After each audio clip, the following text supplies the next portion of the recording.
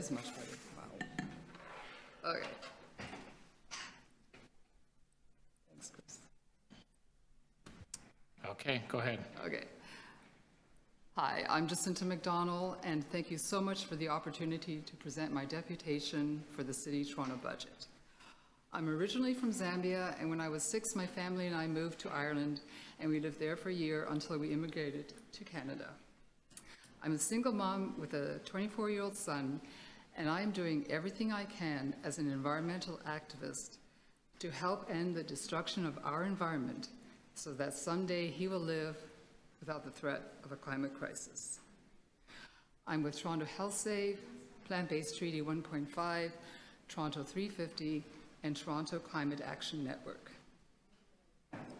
Toronto is a C40 city that has endorsed the fossil fuel non-proliferation treaty, and this year I will be asking the City of Toronto to endorse the Plant-Based Treaty 1.5, a grassroots worldwide campaign that is a companion to the UN FCCC Paris Agreement using Intergovernmental Panel on Climate Change data. The treaty urges governments to shift from animal-based agriculture to plant-based agriculture to help stop environmental devastation. It is supported by scientists warning, 5 Nobel laureates, hundreds of city councillors, including our own councillors Jay Robinson and Josh Matlow. Cities have a lot of power and influence, and it would be amazing if Toronto led the way in Canada by doing its part to combat climate change and signed on to the Plant-Based Treaty 1.5, just like the City of Los Angeles did in 2022, and the City of Edinburgh, Scotland, which endorsed the treaty earlier today. Along with my concern about the climate crisis, I'm alarmed by the proposed increase in the number of police on our streets.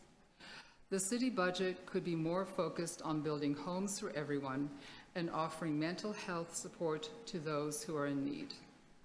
Safer streets are not going to happen with more police officers policing the poor. A portion of the $48.3 million could be spent on prevention, rehabilitation, and the use of proven technology, thermal cameras, to detect and therefore reduce illegal handgun possession. I fully support safe, free, and reliable public transit as a way to encourage people to use the TTC. This will also be beneficial for the environment. I'm in favor of the commercial parking levy to help offset TTC costs. It has been wonderful to see that there are more people cycling on our streets, and I hope that there will be lots more bike lanes and connections across the GTA in the future. The city's plan to set aside funds to install 100 kilometers of protected bike lanes is not on pace, and I hope that action is taken to meet this goal. It would be so good to see funds for transit, cycling, and pedestrian infrastructure, and the end of spending billions of dollars repairing and maintaining the Gardiner Expressway. There are approximately 400 community gardens in Toronto, and I would like to see that number increase as much as possible every year. There is great demand because there are waiting lists for community gardens. We need more green spaces and tree canopies to help cool the city during the hot days of summer. There are mental health benefits when people are surrounded by nature, as we all know. In summary, the City of Toronto endorses the Plant-Based Treaty to help combat the climate crisis and meet its goals. Plant-based food should be default in schools and anywhere the city controls food procurement. We need an education campaign on the benefits of plant-based food for the sake of our health and the environment. We need safe and affordable housing for everyone. We could have safer streets with thermal cameras and rehabilitation. I support free and reliable transit that is safe for everyone and a commercial parking levy.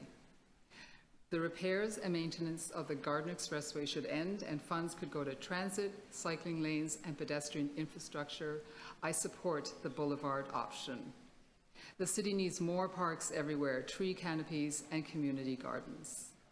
Thank you so much for your time. I look forward to a city budget that is inclusive, fair, progressive, and shows that the City of Toronto will be taking the steps needed to end the climate crisis. Thank you very much. Thanks. Next is Dan Bingham.